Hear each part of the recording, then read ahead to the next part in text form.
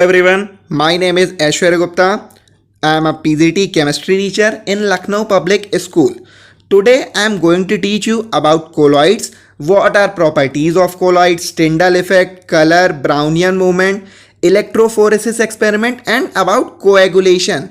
So before starting about colloids, first we need to know what are colloids. So simply colloid is also a kind of mixture and true solutions are also kind of mixture, but the difference is in their particle size. Like true solutions have a particle size below 1 nanometer. The size of the particle of true solution is below 1 nanometer, whereas the size of the colloidal particle or colloidal solution particle is in between 1 nanometer to 1000 nanometer, which means the size of the colloidal particle is greater than the size of true solution particle. Now let us understand about some properties of colloids. So there are total 4 properties of colloids, that is colligative property, optical property. Your optical property, there will be Tyndall effect and color of the colloidal particles. Then there comes mechanical properties. In the mechanical property there will be Brownian motion, and in electrical property there comes electrophoresis experiment and charge on the colloids or charge on the colloidal particles. Let's start with the colligative properties. So before studying about the role of colligative property in case of colloidal solution, first we need to know that what are colligative properties. Simply, colligative properties are those properties which depends on number of solute particle, but they are independent of nature of solute particle. There are total 4 kinds of colligative properties, that is relative lowering of vapor pressure, elevation in boiling point, depression in freezing point and osmotic. Now let us understand what will be the effect of colligative properties on the colloids or colloidal solution. Since we have studied about the particle size of the colloidal solution, that colloidal particles are larger in size as compared to the particle of true solution. So into that definite volume, into that given volume, the number of colloidal particles will be less as compared to the number of true solutions particle. But it is also mentioned in the definition of colligative property, that is it depends on number of solute particle. So we can say that the colligative properties of a colloidal solution will be less than the colligative properties of true solution. Like the elevation in the boiling point of colloidal solution will be less as compared to the elevation in boiling point in case of true solution. Similarly, we can also conclude for all the other 4 colligative properties. Now let's move towards the next property, that is Tyndall effect. So simply if we define Tyndall effect, it can be defined as the scattering of light by colloidal particles. Okay, simply scattering of light by colloidal particle is known as your Tyndall effect, and Tyndall effect can be observed general day-to-day life. We can also observe Tyndall effect like it is shown in this figure, like sunlight coming from the window. So it is also an example of Tyndall effect, like we can observe the particles which are scattering in all the possible directions. So this is also kind of your Tyndall effect. And also if we compare the Tyndall effect in case of colloidal solution and true solution, so let's take 2 beakers. In the first beaker there is salt and water, and in the second beaker there is milk and water. So salt and water will be forming a true solution and milk and water will be forming a colloidal solution. So when we pass a laser light or when we pass a white light from these solution, so in the, you can say in the true solution container, we cannot observe the path of the light. We can observe the point from where the light is entering, and we can also observe the point from where the light is going outside, but we cannot trace the path of the light inside the true solution. Whereas in case of colloidal solution, like mixture of milk and water will be forming a colloidal solution. So in this solution we can trace the path of the solution, like we can trace the path of the solution because the particle of the colloidal solution are greater than the particle of true solution. So there will be scattering of light, and the light is scattered in all the possible directions. So that's why Tyndall effect is observed in case of colloidal solution and it is not observed in case of true solutions. Now let's see why Tyndall effect happens, what are the conditions. So the first condition is that there should be large difference in the refractive indices of the dispersed phase as well as dispersion medium. The second one is the diameter of the dispersed particles should be in the range of the wavelength of light. Now coming to the next part, that is color of colloidal solution. So simply color of a colloidal solution is also due to the scattering of light, and the color of any solution depends on the wavelength of the light scattered by dispersed particle. Okay, like if there will be some particle which will be dispersing some different color, with like blue color, green color, and also blue color of sky is also an example of scattering of light. And the color of the colloidal solution also depends on the nature and the size of the dispersed phase particle. Like in the given example, in all the cases we have taken a gold sol, but when the particle size is very small, then it scattered the red color, and when as soon as the particle size increases, its color changes from red to purple, purple to blue, and ultimately it turns into golden when the particle size is maximum. So color of a colloidal solution also depends on the nature as well as the size of the dispersed phase particle. The next topic is Brownian movement. So whenever we see a colloidal solution with the ultra microscope, the solution looks like this. And it seems like the colloidal particles are randomly oriented and they are performing random motion here and there. Okay, they do not have any path. They are performing their random zigzag motion. So this random zigzag motion is known as your Brownian motion.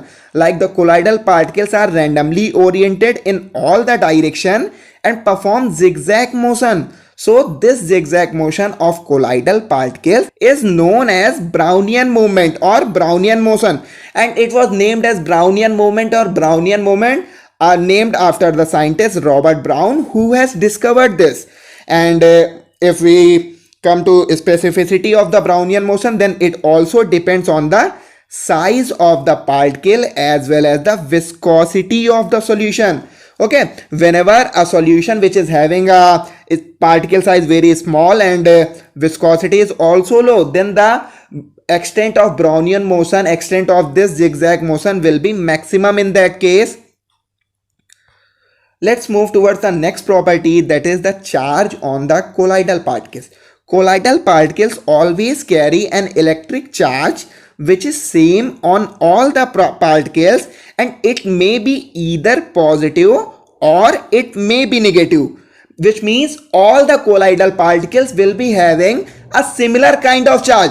Like if one is having positive charge, then all of the colloidal particles will also be having positive charge, or if one is having negative charge, then all other particles will also be having negative charge. Okay, and there are also some examples of positively charged and negatively charged salts. So one of the example of positively charged salts are basic dyes, for example methylene blue, and hemoglobin, which is found in our blood. It is also a kind of positively charged colloidal salt. And the next one is negatively charged salt. So all the metallic salts like silver salt, copper salt, gold salt, these all salts will comes under the negatively charged salts. And the acidic dyes like eosin and Congo red salts, these all will also come under the example of negatively charged salts. Now let's see what is the reason behind the charge on the colloidal particles. So the colloidal particles carry charge due to preferential adsorption of ions from the solution. Like it will have some preference, and those preferable ions will be providing charge on the colloidal solution. And the next one is due to the formulation of electrical double layer, or it is also known as the double diffuse layer. Now let's see in case of preferential adsorption of ions, what happens, how the colloidal solution acquires charge. So let's take an example like when AgNO3 is added to the excess solution of potassium iodide. If potassium iodide is in excess, which means the AgNO3 solution will be acting as a limiting reagent here. Okay, so when we add the AgNO3 with the Ki, so there will be normal reaction, there will be formation of iodide ion, silver iodide, as well as there will be presence of I minus and K plus ion, because potassium iodide has been taken in excess, and since AgNO3 is acting as a limiting reagent, so all of the silver ion will be utilized in the formation of AgI compound, and the NO3 ion will be remaining. Now what will happen, how does this colloidal solution will acquire charge? Since there is formation of silver iodide, so the ion which will be common in the colloidal salt, like in your colloidal salt there are two ions, that is Ag plus and I minus. So the common ion will be providing charge to the colloidal solution. Like in the available ions are K plus, NO3 minus and I minus. The iodide ion, that is I minus, is common, which is also present in the colloidal particle. So it will be attracted towards colloidal salt and thereby giving the colloidal particle or colloidal solution as a negative charge. Like these all negatively charged iodide ion will surround the AgI atom like this. To another possibility, that is when potassium iodide solution is added to excess of AgNO3 solution, which means in this case the reagent which will be in excess, that is AgNO3, and the reagent which will be acting as the limiting reagent will be potassium iodide, and the reaction will take place as the reaction written over, like AgNO3 plus potassium iodide Ki, and there will be formation of AgI plus, Ag plus, K plus and NO3 minus. So again the number of available ion are Ag plus, K plus and NO3 minus. Out of these available ions, the ion which is going to be adsorbed should be common in the colloidal solution. So in the colloidal solution or in the colloidal salt there are two ions, that is Ag plus and I minus. So out of these two ion, only Ag plus ion is available in the solution. So this Ag plus ion will surround the silver iodide salt and will result in the formation of a positively charged solution. Like in the previous case there was formation of negatively charged solution, and here there is formation of positively charged solution.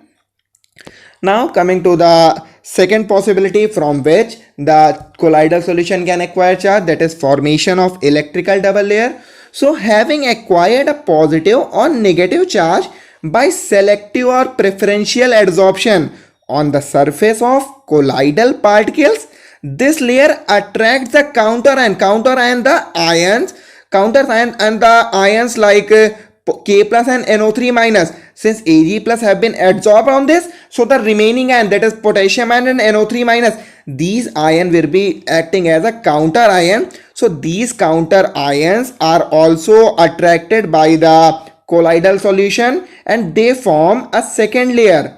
Okay, they form a second layer like this. Let's say this is the solution of negatively charged of silver iodide and this is your positively charged silver iodide solution. In the first case, the negatively charged iodide particle will attract the positively charged potassium particle. Okay, and in the second case, the positively charged silver particle will attract the negatively charged NO3, that is nitrate particles. So since there is separation between positive and negative charge, which means there will be generation of some potential. Okay, and this potential, that is the potential difference between these fixed layer and the diffuse layer, you can say the iodide layer which is being provided charge to the colloidal particle. Like in the first case, since the colloidal particle is negatively charged, so iodide ion is providing the negative charge. In this case, it will be acting as a fixed layer, and the another layer which is attracted towards this layer is known as the mobile layer or diffuse layer. So the potential developed in between fixed layer and diffuse layer is known as electrokinetic potential or zeta potential. Okay, so zeta potential is the potential which is being developed in between the fixed layer as well as the mobile or diffuse layer. Now coming to the next part, that is electrophoresis. So electrophoresis is an experiment in which there is movement of colloidal particle towards anode or cathode on application of electrical current or electrical potential is known as electrophoresis experiment, and the movement of colloidal particle will depend on charge on the colloidal particle.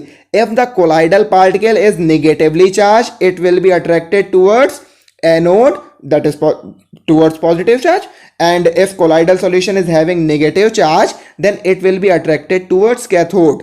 Okay, so this is all about your electrophoresis experiment. In this, simply there is movement of colloidal particles towards the anode or cathode. This movement will depend on the type of charge these colloidal particles are carrying. Coming to the next property, that is coagulation. So coagulation is simply the settling down of colloidal solution in the presence of an electrolyte is known as coagulation. Okay, like electrolyte is essential for the colloidal solution, for the stability of colloidal solution, but when the electrolyte is present in excess, it coagulates the solution. It coagulates or precipitate out the solution, if we say in simple terms. Okay, and since we already know colloidal solution are also of two types, that is lyophilic and lyophobic. So lyophobic solution can be coagulated by certain ways, like by electrophoresis experiment. Like in the case of electrophoresis experiment, since there is just movement of positive and negatively charged particle towards anode or cathode, or it can also be done by boiling and also by mixing two oppositely charged salts. Like while we were studying about the type of, you can say, charge on the colloidal particle, that is positively charged salts and negatively charged salts, in that, so when we can also coagulate the colloidal particle by adding two oppositely charged salts, that is one positively charged and another is negatively charged. Let's say we add the acidic dye with the basic dye. Okay, like we add methylene blue with the Congo red, then the resultant solution will be coagulated, since the positive charge from the acidic dye and the positive charge from the basic dye will neutralize to the negative charge from the acidic dye. Now by persistent dialysis, so coagulation can also be done by persistent dialysis, and the colloidal particle can also be coagulated by addition of electrolyte. Like if we add the electrolyte in excess, then there will be separation of ions and the colloidal particle or colloidal solution will be settled down. Now coming to the next rule, that is Hardy-Sulz rule. So according to this rule, greater is the valency of the flocculating ion. Like greater is the valency of the flocculating ion added, the greater is its power to cause precipitation. Like if any of the colloidal solution in which there is, let's say there is a colloidal solution of aluminum, barium and sodium. Okay, so the charge on the colloidal particle of the aluminum of the colloidal solution having aluminum will be +3, and on barium it is +2, and on sodium it will be +1. So the flocculating ion, that is aluminum +3, will have the highest coagulating power because it has the highest valency according to Hardy-Sulz rule.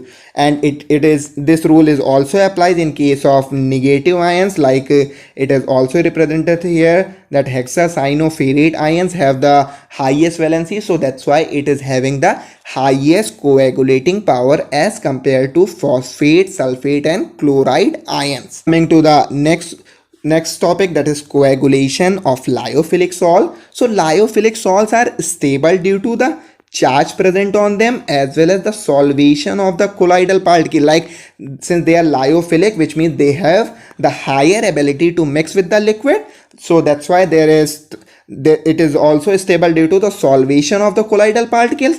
Okay, so when these two factors are removed, the lyophilic salts can also be coagulated. So we can remove it by adding an electrolyte. If we add an electrolyte, the charge will be separated. So this factor can be vanished, and also solvation property, we can also remove this by adding a suitable solvent. Okay, so by these two process we can also coagulate the lyophilic salts, but it is very difficult to coagulate the lyophilic salts because it will take lots of effort to remove all these two factors. Okay, so thank you everyone, that's all for this video.